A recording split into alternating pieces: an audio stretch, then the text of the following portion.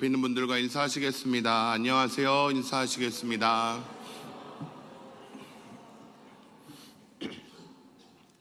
오늘은 말씀이 육신이 되어 라는 제목으로 하나님 말씀 전하겠습니다. 11월 한 달 동안 부목사님들이 돌아가면서 말씀을 전하게 되었는데, 주일에 제 차례가 되었을 때 여호수아 말씀을 계속 보려고 했는데요, 요즘 새벽 예배 시간에 여호수아서를 계속 날마다 보고 있기 때문에 다른 말씀을 준비했습니다. 오늘 살펴볼 말씀은 요한복음입니다. 요한복음의 저자는 사도 요한입니다. 사도 요한이 요한복음을 쓸 때 저와 여러분들을 염두하고 복음서를 썼다면 그 내용이 굉장히 쉬웠을 것입니다. 사도 요한이 2025년에 대한민국 인천에서 살고 있는 저와 여러분들을 염두하고 복음서를 썼다면 그 내용이 굉장히 쉬웠겠죠. 그런데 아쉽게도 사도 요한은 저와 여러분을 염두하고 요한복음을 쓰지 않았습니다. 사도 요한이 요한복음을 쓸 때 마음속으로 염두했던 사람들은 두 부류의 사람들입니다. 사도 요한은 자신과 같은 시대를 살고 있는 유대인들, 그리고 헬라인들을 마음속에서 염두하고 그들에게 요한복음을 썼습니다. 사도 요한이 요한복음을 쓰기 전에 이런 일이 있었습니다. AD 90년에 유대인들이 암니아에 다 같이 이렇게 모여가지고요, 암니아에서 회의를 열었는데, 유대인 중에서 예수님을 믿는 사람은 바로 그 자리에서 출교시키기로 그렇게 결정을 내렸습니다. 예수님이 죽으시고 부활하신 지 벌써 60년이나 지났는데 여전히 많은 숫자의 유대인들이 예수님을 메시아로 인정하지 않고 있었습니다. 그래서 사도 요한이 요한복음을 기록할 때 유대인들이 예수님을 믿었으면 좋겠다 하는 마음으로 그 요한복음을 썼고요. 또 사도 요한은 헬라인을 염두하고 있었습니다. 당시에 헬라인은 어떤 한 나라에 속한 한 사람들이 아니고 전 세계에서 헬라 문화의 영향을 받은, 헬라 문화를 공유하고 있는 전 세계 모든 사람이 다 헬라인이었습니다. 헬라인은 같은 문자를 사용하고 같은 세계관을 공유하고 있었습니다. 당시에 헬라인들의 세계관은 이렇습니다.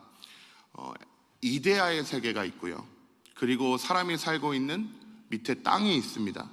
이데아의 세계와 땅 사이에는 7개의 하늘이 있습니다. 하늘이 있는데 그 층이 7개예요. 7개.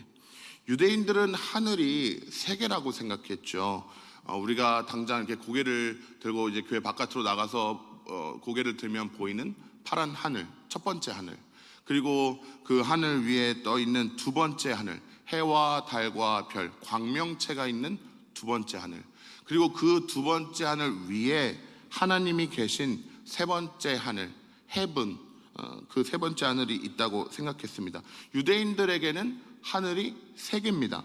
그런데 이방인들, 헬라인들은 하늘이 7개가 있다고 생각했습니다. 왜 그런지는 물어보지 마세요.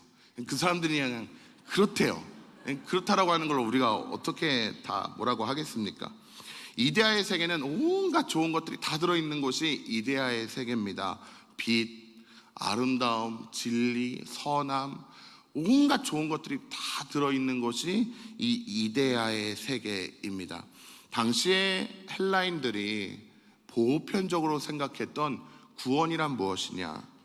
7개의 하늘을 지나서 이데아의 세계로 올라가는 것이 당시에 사람들이 생각했던 아주 보편적인 구원관이었습니다. 당시에 사람들은 이 하늘이 7개나 되잖아요.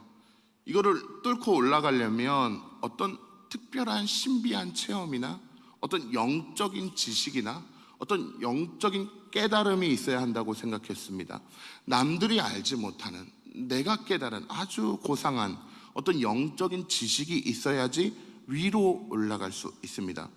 위로 올라가기 위해 얼마나 노력을 많이 했겠습니까? 어떤 종교를 찾거나 아니면 유명한 어떤 철학자 밑으로 들어가서 뭐라도 하나 더 배우려고, 뭐라도 하나 뭔가 진리를 깨우치려고 어떻게 해서든지 그렇게 해서 위로 올라가려고 노력을 했겠죠. 이런 상황에서 사도 요한은 요한복음을 썼습니다. 사도 요한의 마음은 헬라인도 이 말씀을 읽고 예수님을 믿을 수 있기를 바라는 마음입니다. 요한복음을 쓸 때 이렇게 사도 요한이 유대인들은 어떻게 예수님을 믿을 수 있을까? 헬라인들은 어떻게 예수님을 믿을 수 있을까? 이렇게 염두하고 복음서를 쓰는데 얼마나 고민을 많이 했겠습니까? 첫 번째 문장을 쓸 때까지 글을 써보신 분들은 다 아시거든요. 이 첫 문장이 굉장히 어렵습니다. 아마도 사도 요한은 꽤 오랜 시간 기도하고 고민했을 것입니다. 오랜 시간 기도하고 고민한 결과 요한복음 1장 1절은 이렇게 시작합니다. 태초에 말씀이 계시니라. 여러분, 구약성경 맨 처음에 나오는 창세기 1장 1절은 어떻게 시작하죠? 태초에 하나님이 천지를 창조하시니라. 다 아시죠? 네, 다 아시는데 말씀 안 하시는 거죠? 그러면 창세기 1장 1절이 있어요. 성경 안에서는 당연히 창세기 1장 1절이 맨 앞에 있습니다. 그런데 역사적인 시간으로 볼 때 창세기 1장 1절이 더 앞에 있는 사건일까요? 아니면 요한복음 1장 1절이 더 앞에서 일어난 사건일까요? 요한복음 1장 1절이 더 앞에서 일어난, 더 먼저 있었던 사건이죠. 창세기 1장 1절은 태초에 하나님이 천지를 창조하셨다라고 말씀하면서 시작되는데, 요한복음 1장 1절은 하나님이 이 세상을 창조하시기 전에 태초에 말씀이 계셨다라고 말씀하면서 하나님께서 이 세상을 창조하시기 전에 태초에 무슨 일이 있었는지 말하고 있습니다. 유대인들은 이 요한복음 1장 1절을 듣는 순간 그냥 눈이 열리고 귀가 막 뜨일 수밖에 없습니다. 태초에 하나님이 천지를 창조하신 것은 너무 잘 알고 있거든요. 유대인들은 12살이 되기 전에 모세 오경을 통째로 암기하도록 그렇게 교육을 시킵니다. 창세기 1장 1절, 우리에게도 익숙한데 유대인들에게는 얼마나 익숙한 말씀이었겠습니까? 그런데 이전에 하나님이 이 세상을 창조하시기 전에 창세기 1장 1절 이전에는 무슨 일이 있었는지 잘 몰라요. 사도 요한이 태초에 무슨 일이 있었는지 말하고 있습니다. 태초에 말씀이 계셨습니다. 그리고 이 말씀은 하나님과 함께 계셨습니다. 우리말 성경에서 말씀이 하나님과 함께 계셨다고 말할 때 우리말 성경에서 함께로 번역된 단어는 헬라어로 프로스입니다. 프로스라는 단어입니다.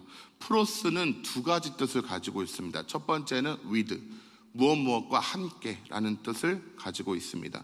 두 번째 뜻은 face to face, 얼굴과 얼굴을 마주하여, 서로 대면하여라는 뜻이 있습니다. 그러니까 태초에 계셨던 말씀은 하나님과 함께 계셨는데 어떻게 계셨던 거예요? 나란히 손에 손잡고 계셨던 것이 아닙니다. 태초의 말씀과 하나님은 face to face, 이렇게 얼굴과 얼굴을 마주하고 서로를 바라보고 계셨습니다. 그러니까 말씀은요, 하나님, 성부 하나님 안에 포함되거나 하나님 밑에 종속되는 개념이 아닙니다. 말씀은 성부 하나님과 완전히 다른 인격을 가지신 분입니다. 그렇다면 여기서 퀴즈입니다. 이 말씀은 누구를 말하는 것일까요? 성부 하나님이 전능하신 하나님이신 것처럼 이 말씀도 하나님이십니다. 이 말씀은 곧 하나님, 전능하신 하나님이십니다.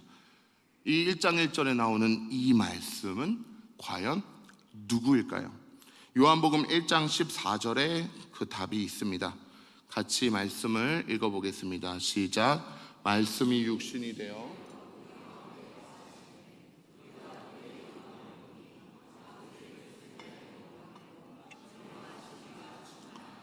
아멘. 여러분, 말씀이 무엇이 되셨나요? 말씀이 육신이 되셨습니다. 말씀이 육신이 되어 하나님의 아들로 이 땅에 오셨습니다. 그렇다면 말씀은 누구일까요? 말씀은 바로 예수님입니다. 요한복음 1장 1절에 나오는 태초에 계셨던 말씀은 곧 예수님입니다. 태초에 예수님은 하나님과 함께 계셨습니다. 페이스 투 페이스, 얼굴과 얼굴을 마주하고 서로를 바라보시면서 예수님과 하나님이 함께 계셨습니다. 하나님과 예수님이 서로를 바라보시면서 무슨 일을 하셨을까요? 여러분, 옆에 있는 사람 잠깐만 보실래요? 잠깐만 보고 앞에 보세요. 너무 오랫동안 바라보면 어색해져요. 어찌할 바를 모르게 돼요. 만약에 지금 옆에 계신 분을 이렇게 얼굴과 얼굴을 마주하고 1시간 동안 바라봐야 한다면 무엇을 하시겠습니까? 하나님과 예수님이 무엇을 하셨는지 요한복음 17장 5절에 나옵니다. 우리 17장 5절 말씀 같이 한번 읽어보겠습니다. 시작. 아버지여, 창세전에 내가 아버지와 함께 가졌던 영화로서 지금도 아버지와 함께 나를 영화롭게 하옵소서. 아멘. 이 말씀은 예수님의 기도입니다. 예수님이 십자가에 달려 죽으시기 전날 밤에 이렇게 기도하셨습니다. 아버지여, 창세 전에 내가 아버지와 함께 가졌던 영화로서 라고 말씀하시는데요, 여기서 이 창세 전이라는 말은 세상을 창조하시기 전이라는 뜻입니다. 예수님께서 창세 전에 하나님 아버지와 함께 무엇을 하셨나요? 함께 영화를 가지셨습니다. 여러분, 예수님이 하나님과 함께 영화를 가지셨다는 말은요, 예수님이 하나님 손을 잡고 함께 CGV에 가서 영화를 보셨다는 뜻이 아닙니다. 예수님이 하나님과 함께 영화를 가지셨다는 말은 예수님과 하나님이 서로 영광을 주고 받으셨다라는 뜻입니다. 내가 인정받고 내가 칭찬받고 내가 높임받고 내가 존중받으려 하지 않고 서로 인정하고 서로 칭찬하고 서로를 높이고 서로를 존중하는 것이 서로 영광을 돌리는 일입니다.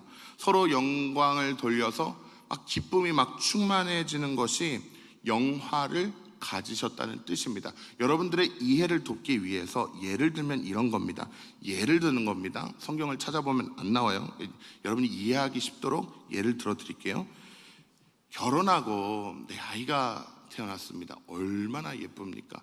또 자녀가 결혼해서 손주를 낳고 그 손주를 내 품에 딱 이렇게 안게 해줬는데, 내 품에 안겨 있는 이 손주를 바라보실 때 얼마나 그 아이가 예쁘십니까? 남의 아이도 예쁜데 내 아이 더 예쁘잖아요. 아이를 이렇게 안고 바라보실 때 너무 예쁜데, 태초에 하나님과 예수님께서 얼굴과 얼굴을 마주하고 서로를 바라보시는데, 하나님의 눈에 예수님이 얼마나 잘생기고 얼마나 멋있고 얼마나 예쁜지 모릅니다. 하나님 눈에서 막 꿀이 떨어집니다. 하나님께서 말씀하십니다. 아들아, 너는 왜 이렇게 잘생겼니? 예수님께서 대답하세요. 아버지 닮아서 그래요. 그래서 하나님하고 이제 예수님이 막 기뻐하십니다. 이렇게 하나님과 예수님께서 서로 칭찬하시고 서로를 높이시면 하나님께서 영광을 받으시고요, 예수님도 영광을 받으십니다. 절대로 하나님은요, 영광을 독차지하지 않으십니다. 하나님은 어떻게 하든지 아들을 세워주고 아들이 찬송을 받고 아들이 영광을 받으시도록 일하십니다. 예수님도 영광을 독차지하시지 않습니다. 내가 대단해서 이렇게 일하는 거야 라고 말씀하지 않으시죠. 아버지께서 일하시니 나도 일한다고 말씀하시는 분이 예수님입니다. 요한복음을 읽으면서 하나님과 예수님이 서로 계속해서 이렇게 영광을 돌리시는 것을 보면 얼마나 읽는 사람들이 닭살이 돋는지 모릅니다. 이 두 분이 언제부터 그렇게 하셨냐면, 태초에 이 세상을 창조하시기 전부터 두 분이 서로 그렇게 사랑하셨습니다. 태초에 하나님과 예수님이 가지셨던 그 기쁨을 두고 예수님은 창세전에 아버지와 내가 함께 가졌던 영화라고 말씀을 하시는 겁니다. 여러분, 제가 예를 드는 거예요. 이것도 실제로 그렇지 않아요. 제가 아침에 일어나서 화장실에 가서 거울을 보면서 이렇게 얘기합니다. 성구야, 너는 왜 이렇게 잘생겼니? 성구야, 너는 왜 이렇게 멋있니? 성구야, 너는 왜 이렇게 훌륭하니? 제가 제 자신에게 거울을 보면서 그렇게 계속 이야기하고 칭찬하면 제 마음속에서 막 기쁨이 충만해질 수 있을까요? 계속해서 제 자신에게 인정해주고 칭찬해주면 제가 막 영광을 받을 수 있을까요? 제 자존감이 조금 올라갈 수는 있겠죠. 그런데 막 영광스럽기까지 하지는 않습니다. 제가 영광을 받으려면 제가 제 자신에게 스스로 인정하고 칭찬하지 않고 다른 사람이 저를 칭찬해주고 인정해 주어야 합니다. 무슨 대단한 협회에서 어떤 대단한 상을 주면 훨씬 더 저가 혼자 거울 보고 얘기하는 것보다 훨씬 더 영광스럽겠죠. 그런데 꼭 그런 대단한 상이 아니어도 괜찮습니다. 저는 그냥 저의 집에서 저희 가족들이 아빠 최고야, 남편 최고야 이렇게만 한마디 해줘도 영광을 받습니다. 영광을 받으면요, 마음속에서 기쁨이 생깁니다. 이렇게 영광을 받는 것은 나 혼자 내가 스스로 하는 것이 아니고 다른 사람이 나를 인정하고 세워줄 때, 그때 비로소 영광을 받을 수 있습니다. 태초에 하나님과 예수님이 서로를 바라보시면서 하셨던 일이 바로 그 일입니다. 하나님이 예수님과 서로 영광을 돌리시고 받으실 때 기쁨이 막 계속해서 커지는데요, 그 기쁨이 충만하게 되었을 때 그 기쁨에 동참할 수 있는 새로운 피조물을 만드셨습니다. 그 피조물이 바로 사람입니다. 창세기 1장 26절 말씀을 보면요, 하나님께서 우리의 형상을 따라 우리의 모양대로 우리가 사람을 만들자 말씀하십니다. 하나님께서 나의 형상을 따라 나의 모양대로 내가 사람을 만들겠다고 말씀하시지 않습니다. 우리의 형상을 따라 우리의 모양대로 우리가 사람을 만들자 하세요.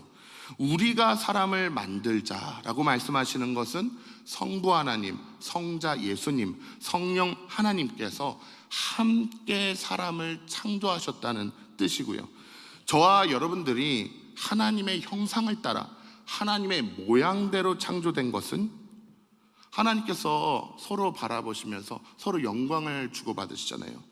우리가 하나님의 형상대로 창조되었다는 것은 우리는 하나님을 사랑하고, 그리고 우리끼리도 서로 사랑할 때, 서로 인정할 때, 서로 존중히 여길 때 가장 행복하게 살 수 있는 존재로 우리가 창조되었다는 뜻입니다. 내가 나 스스로 나만 인정받아야 돼. 내가 최고야, 내가 잘했어, 내가 다 했어, 내가 대단해, 왜 사람들이 이걸 모르는 거야 하면서 나와 다른 사람을 계속 비교하고 다른 사람 평가하고 판단하고 정죄할 때 그 사람은 불행합니다. 불행해요. 원래 그렇게 살라고 만들어진 존재가 아니거든요. 반대로 내가 가만히 있는데 다른 사람이 나를 인정해주고 다른 사람이 나를 칭찬해주고 높여줄 때 그때 그 사람은 행복하게 됩니다. 따라서 사람이 정말 이 창조된 목적대로 하나님의 형상대로 정말 진심으로 행복하고 싶다면 첫 번째, 제일 큰 영광은 하나님께 올려드리고요, 모든 것은 하나님이 하신 일입니다. 하나님께 모든 영광 올려드리고 나머지는 우리가 서로 인정하고 높여주고 세워주고 칭찬할 때 그때 우리는 다 같이 행복할 수 있습니다. 내가 영광 다 독차지하려고 하면 안 됩니다.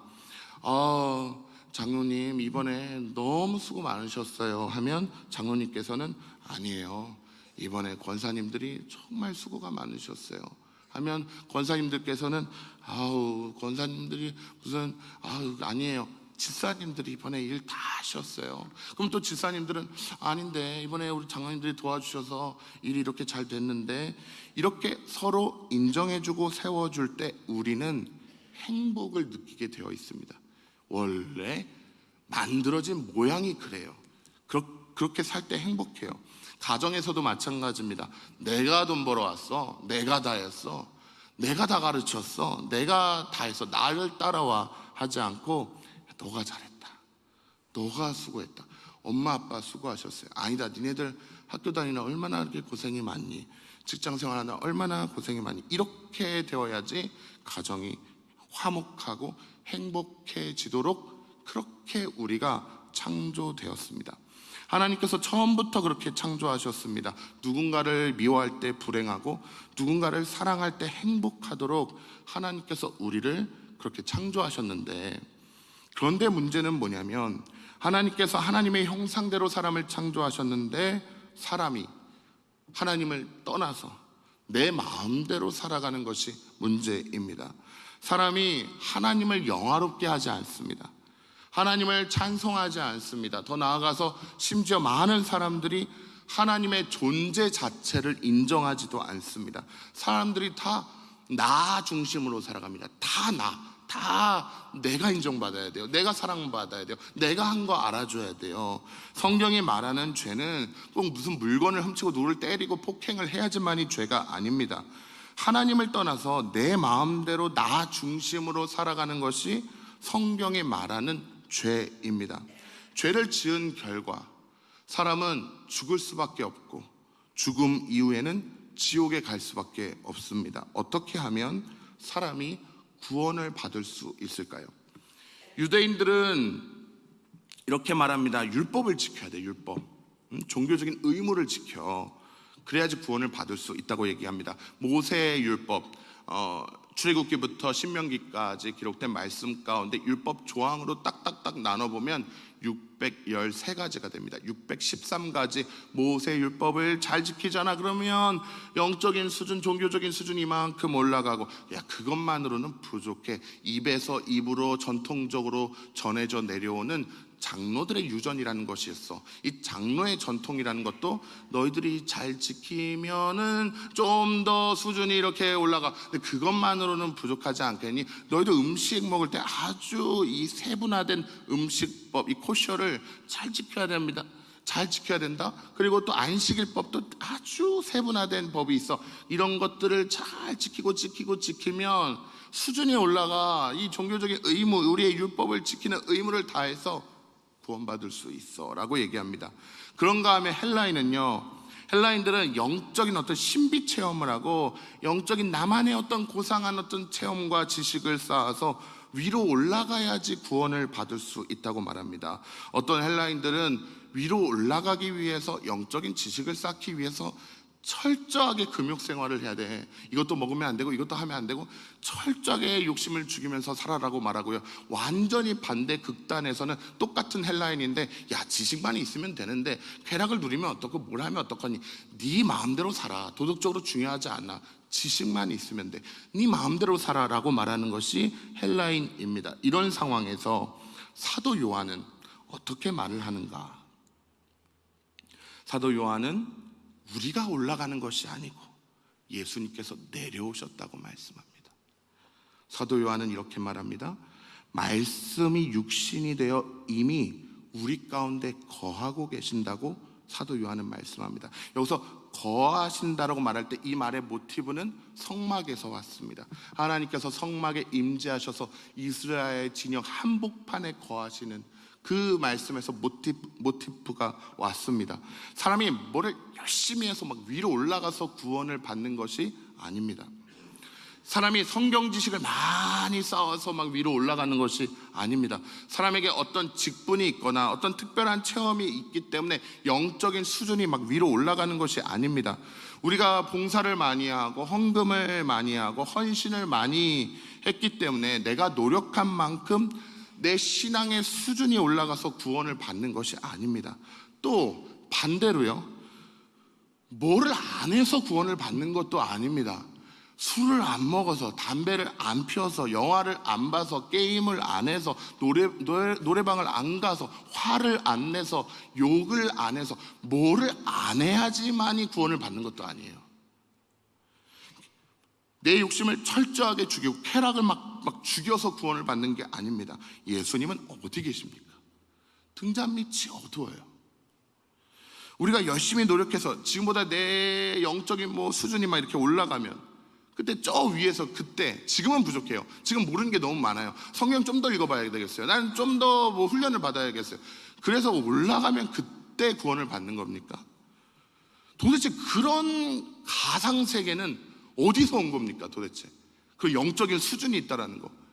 그게 그노시스, 영지주의입니다. 영지주의. 기독교가 처음으로 이단으로 규정했던 영지주의. 지식으로 구원받는 줄 알았거든요. 고상한 지식. 어제 몰랐던 말씀 오늘 깨달아야지 구원받는다 생각하는 거짓 선지자들이, 거짓 교사들이 있었어요. 도대체 무슨 가상세계가 있는 겁니까 도대체? 실제하지 않잖아요. 헬라인들입니까? 목사님은 수준이 높으니까 저 위에 계셔서 예수님이랑 가까운 곳에 계시고, 오늘 내 평생에 처음으로 교회에 나오신 어떤 분은 그 세 가족은 예수님이랑 멀리 떨어져 있는 겁니까? 그렇지 않습니다. 예수님이 이미 내려오셨습니다. 예수님이 지금 우리와 함께 계십니다. 예수님께서 지금 바로 내 옆에 계십니다. 그러므로 우리가 어떻게 구원을 받을 수 있는가? 사도 요한은 이렇게 말씀합니다. 말씀을 같이 읽겠습니다. 시작. 영접하는 자, 곧 그 이름을 믿는 자들에게는 하나님의 자녀가 되는 권세를 주셨으니. 아멘. 사람이 노력해서 위로 올라가는 것이 아닙니다. 예수님께서 내려오셨습니다. 예수님이 내 옆에 계세요. 등잔 밑이 어두워요.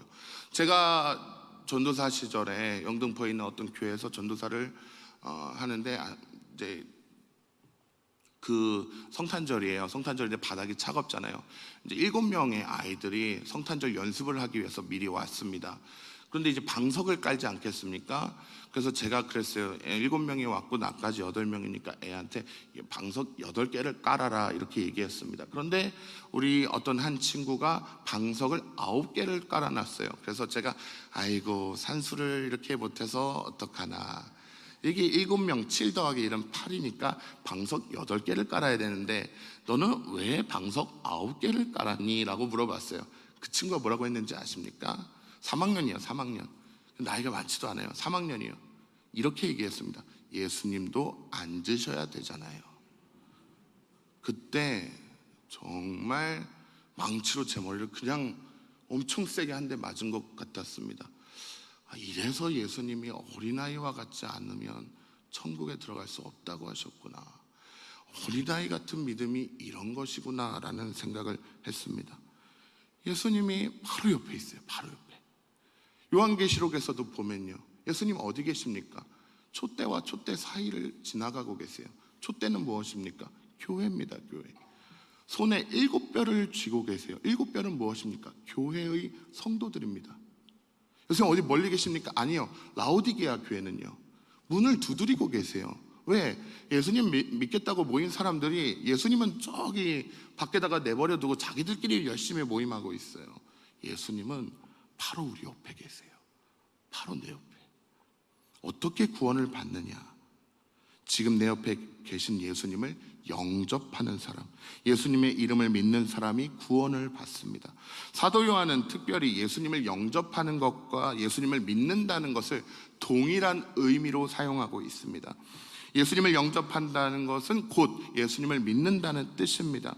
영접한다는 말이 헬라어로 람바노인데요, 람바노는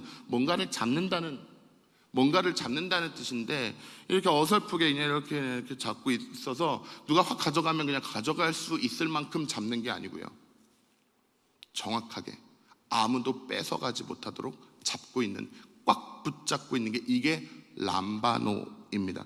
제가 작년에 청년들과 함께 로마로 비전 트립을 갔다 왔는데 바티칸에 갔습니다. 바티칸에 갔는데 사람들이 엄청 많아요. 그래서 이렇게 걷다가도 사람이 내 앞에 너무 많은 것 같으면 가방을 앞으로 메고 있었는데 제 가방을 두 손으로 꽉 잡았습니다. 덩치가 이렇게 커도요, 누가 이 가방 가져갈까봐 무섭더라고요. 이걸 꽉 잡았습니다. 왜 꽉 잡았겠습니까?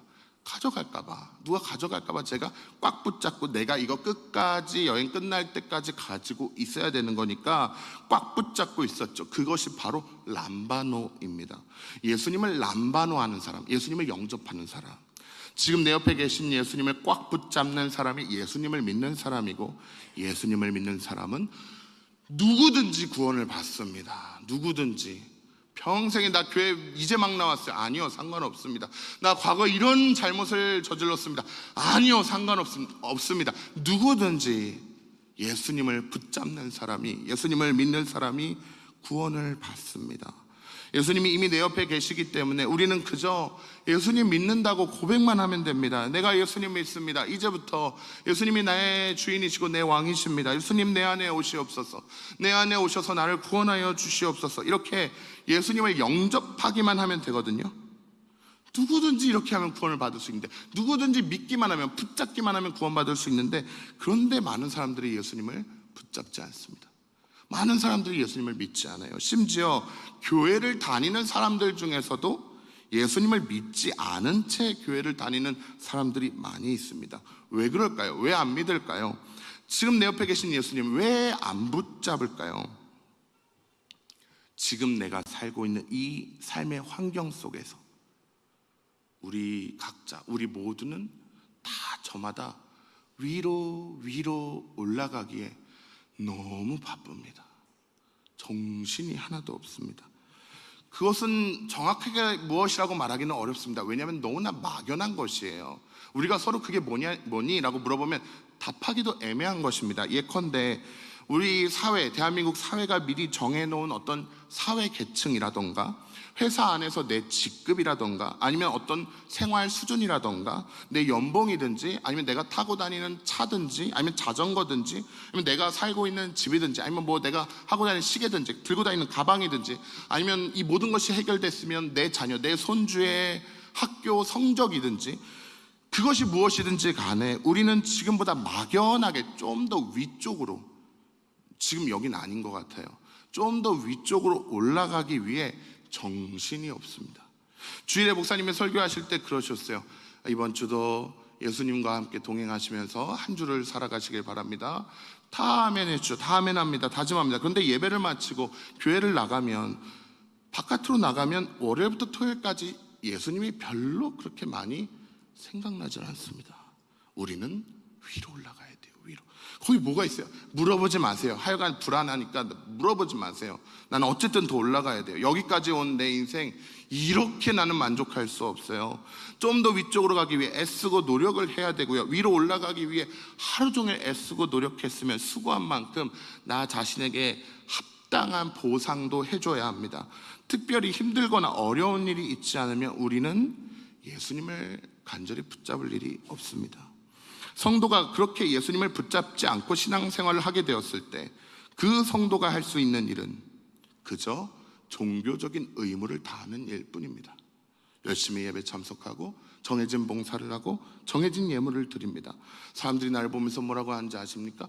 어떻게 이렇게 믿음이 좋냐고, 어떻게 그렇게 봉사를 잘하시냐고, 어떻게 그렇게 헌신하시냐고 하면서 내가 마치 어떤 영적인 가상 세계 속에서 높은 영적인 수준을 가진 사람인 것처럼 나를 바라봅니다. 그런데 정직하게 내가 나 자신을 보면 다른 사람은 몰라도 나는 알고 있지 않습니까? 오늘 내가 무엇을 붙잡고 있는지, 무엇을 람바노하면서 살고 있는지 다른 사람은 몰라도 솔직하게 나 자신은 알고 있지 않습니까? 저는 그렇더라고요. 저는 예수님을 붙잡고 살아야 되는데 제가 성경 요거 조금 아는 거 나 이런 거 알아, 이런 거 붙잡고 있을 때가 많이 있고요.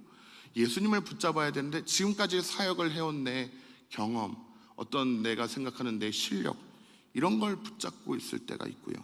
또 예수님을 붙잡아야 되는데 제가 저의 직분을 붙잡고 있으면서 내가 목사이기 때문에 다른 사람보다 뭔가 특별한 것이 있는 양 스스로 착각할 때가 종종 있습니다. 제가 저를 두고 질문합니다. 왜 이렇게 예수님을 안 믿을까? 왜 이렇게 예수님을 안 붙잡고 다른 것을 붙잡고 살려고 할까? 진지하게 생각해 보니까 저도 막연하게 위로 올라가야 한다는 생각이 제 안에 가득할 때 예수님이 아닌 다른 것을 찾고 붙잡고 있었습니다. 평생 부교육자로 살 수는 없고 언젠간 담임 목회자로서 담임 목회를 해야 될 텐데 뭐를 더 해야 될까? 뭐를 더 준비해야 될까? 뭐를 갈고 닦아야 될까? 이런 생각에 빠져 있으면 예수님이 잘 안 보여요. 그냥 막연하게 지금보다는 더 위쪽으로 올라가야 한다 생각해서 그냥 정신없이 바쁘고 분주하게 돌아다니는 제 자신을 발견할 때가 있습니다. 그럴 때 저는 나름대로 하나님 앞에서 몸부림칩니다. 예수님 붙잡기 위해 몸부림치고 하나님께서 지금 나에게 맡겨주신 영혼들, 우리 청년들, 그들에게 집중하기 위해 몸부림을 칩니다. 하나님 앞에서 그렇게 몸부림을 칠 때 지금까지 예수님께서 저를 보시면서 단 한 번이라도 야, 나도 더 이상 너랑 못 가겠다. 야, 너는 답이 없다. 너는 답이 없어. 너 어떻게 맨날 그 모양이야? 어떻게 그렇게 믿음이 없니? 라고 하시면서 예수님이 저를 떠나셨다면 저는 오늘 사역할 수 없습니다. 여기까지 오지 못했습니다. 진적의 사역 내려놓고 다른 일을 했을 겁니다. 제가 예수님을 붙잡지 않고 살아간다는 것을 깨달았을 때 그때마다 제 마음은 하나님 앞에서 상한 마음이 되었고 상한 심령이 되었을 때 그때 예수님은 저를 떠나지 않으시고 늘 같은 자리에서 마치 이제 알았으면 됐다 하는 마음으로 저와 함께 해주셨습니다. 우리가 예수님을 붙잡고 살아갈 때 예수님이 우리를 안락하고 편안한 길로만 인도하시지는 않습니다. 예수님이 어떻게 사셨는지 금방 생각해 보십시오. 화려한 궁전이 아니라 마구간에서 태어나셨습니다. 예루살렘, 그때 당시에 모든 종교인들이 사역하고 싶어하는 예루살렘에서 사역하지 않으시고 시골 갈릴리에서 주로 3년 동안 사역하셨습니다. 예수님은 그때 당시 유력한 종교 지도자, 바리새인들, 사두개인들, 대제사장들과 어울리지 않으시고 매춘부, 세리 이런 사람들과 나병 환자 이런 사람들과 낮은 계층에 속해 있는 사람들과 어울리셨습니다. 예수님께서 예루살렘에 입성하실 때 황제가 타는 백마를 타지 않으시고 나귀를 타고 예루살렘에 입성하셨습니다. 예수님은 군대를 모아서 폼나게 전쟁 한번 벌여가지고 그냥 말씀 한마디로 로마 군대 다 쓸어버리고 우리를 구원하신 것이 아닙니다. 채찍에 맞으시고 십자가에 달리셔서 그 앞에 여인들도 많이 있는데 속옷까지 다 벗겨놓고 제비를 뽑습니다. 그렇게 모든 물과 피를 이 땅에 쏟으심으로 우리를 구원하셨습니다. 그렇다면 오늘 우리가 예수님의 손을 꼭 붙잡고 있다면, 오늘 우리가 예수님을 끝까지 따라간다면 우리에게 어떤 일이 일어나겠습니까? 예수님을 붙잡고 있는 사람은 낮아질 수밖에 없습니다. 계속 뭔가 손해를 볼 수밖에 없습니다. 내가 예수님처럼 낮아져서 겸손한 사람이 되었기 때문에 다른 사람이, 교만한 사람이 무례하게 막 굴 때 어떻게 대응도 못 해보고 그냥 억울한 일을 당할 수밖에 없습니다. 예수님을 따라가면 내가 섬김의 자리에 앉아서 섬김을 받기보다는 내가 섬기는 자리에서 다른 사람을 살펴보고 다른 사람을 이름도 없이 빛도 없이 섬기는 일들이 더 많이 있을 수밖에 없습니다. 사람들 앞에서 내가 높아지고 내가 인정받고 내가 칭찬을 받기보다 다른 사람을 인정해주고 교회에 왔을 때도 저분의 얼굴이 왜 저렇게 어두우실까 걱정되고 살피고 싶고 가서 질문하고 싶고 다른 사람을 세워주는 일을 더 많이 하게 될 것입니다. 또 안락하고 편안한 삶을 살기보다 예수님을 믿기 때문에 고난당하는 일이 더 많이 있을 것입니다. 그런데 그래서 우리가 뭐 어떻게 하겠습니까? 예수님을 떠날 수 있습니까? 그 손 놓을 수 있습니까? 예수님이 한 번도 우리를 떠나신 적이 없는데 우리가 어떻게 예수님을 떠날 수 있겠습니까? 사랑하는 성도 여러분, 저와 여러분은 모두 각자 내 인생에서 가장 낮은 곳에 있을 때, 가장 내 인생 밑바닥에 있을 때 예수님 만났습니다. 내 죄를 깨닫고 완전히 절망한 사람도 있고, 재정적으로 큰 위기를 만나서 납작 하나님 앞에 엎드린 사람도 있고, 무서운 질병을 만나서 낮아진 사람도 있습니다. 우리는 내 인생에서 가장 낮은 자리, 가장 밑바닥에 있을 때 마음을 다해 예수님을 찾았고, 예수님은 멀리 계시지 않았습니다. 여러분 예수님 처음 만난 그 순간을 생각해 보십시오. 저 특히 먼 곳에서 막 오시는 것 같은 느낌이었나요? 아니에요. 멀리 계시지 않았어요. 나와 이미 함께하고 계셨어요. 우리는 그렇게 예수님을 만났고 감격했습니다.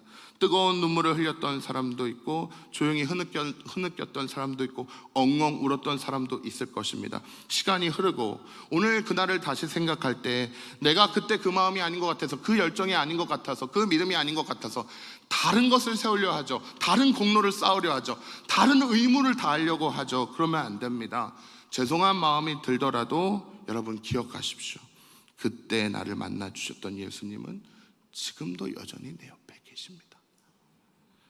지금 우리가 예배를 드리는 이 예배실 안에 우리 가운데 예수님이 계십니다. 한 번도 떠나신 일이 없습니다. 예수님이 한 번도 우리를 떠나신 적이 없는데 우리가 어떻게 예수님을 떠날 수 있겠습니까? 내가 보는 거 같이 보시고 내 안에서, 내가 다니는 곳 같이 다니시고 내가 먹는 것 같이 내 안에서 같이 드셨는데 우리가 이 신앙생활을 어떻게 내려놓을 수 있습니까? 예수님을 따라가면서 계속해서 넘어지고 쓰러질 때도 있지만 예수님은 끝까지 우리를 포기하지 않으시고 우리를 떠나지 않으실 것입니다.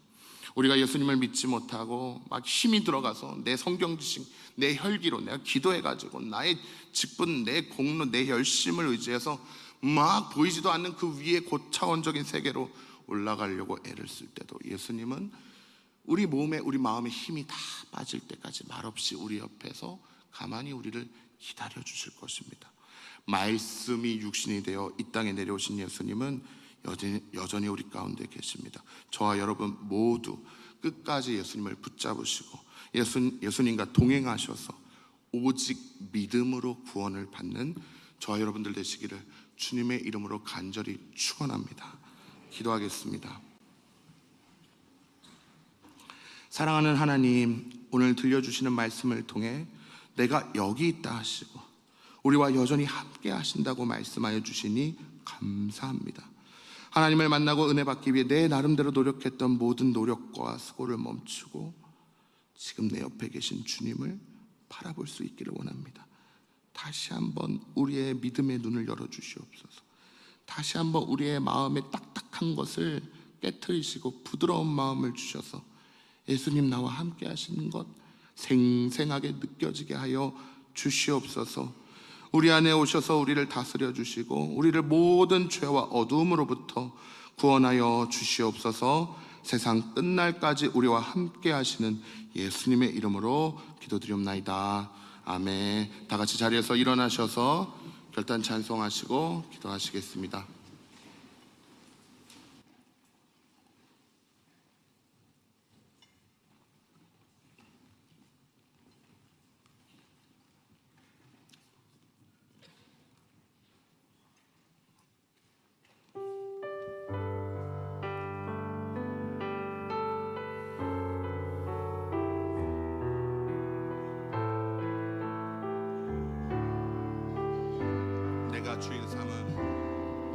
내가 주인 삼은 모든 것 내려놓고 내 주 대신 주 앞에 나가 내가 사랑했던 모든 것 내려놓고 주님만 사랑해.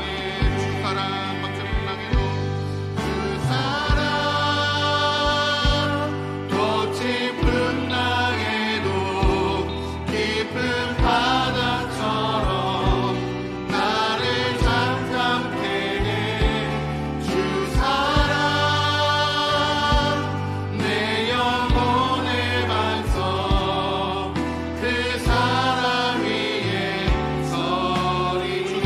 박수 풍랑해도 주 사랑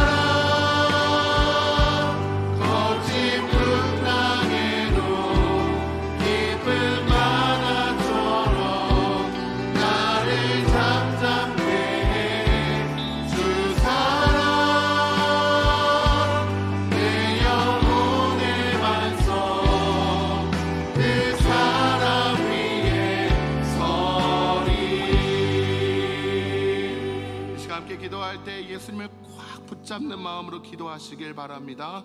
하나님, 내가 삶의 한복판에서 예수님 바라보겠습니다. 내가 주인 삼은 모든 것 내려놓고 예수님 의지하겠습니다. 예수님 꽉 붙잡고 한 주를 살아가겠습니다. 이렇게 결단하면서 이런 마음으로 주의 이름 한번 크게 부르짖고 통성으로 기도합니다. 함께 기도하겠습니다. 주여, 하나님, 이 시간 우리가 주 앞에 기도하며 나아갈 때 예수님만 붙잡기를 우리가 결단하며 기도합니다. 아버지 하나님, 우리 마음 가운데 문을 두드리고 계시죠.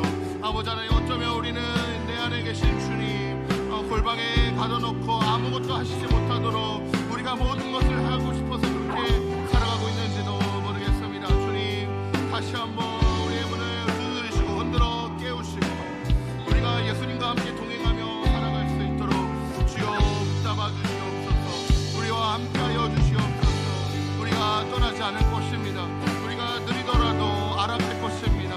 우리가 깨우치는 것이 더디더라도 예수님의 사랑 깨달아가며 내 옆에 계신 주님과 함께 그 손 붙잡고 살아갈 것입니다. 아버지 하나님, 우리가 이 시간 기도한 대로 아버지 한 주간 살아가며 원하오니 하나님, 우리에게 은혜를 베풀어 주셔서 예수님을 붙잡고 살아가는 우리 인생에 역사하여 주시옵소서. 이제는 우리를 창조하시고 우리를 구원하시고 우리를 거듭나게 하시는 성부 하나님, 성자 예수님, 성령 하나님의 은혜가 예수님을 영접하고 하나님의 자녀로 살아가는 모든 성도님들의 머리머리 위에, 저들의 직장과 가정과 사업체 위에 이제로부터 영원토록 함께하옵시기를 간절히 축원하옵나이다. 아멘.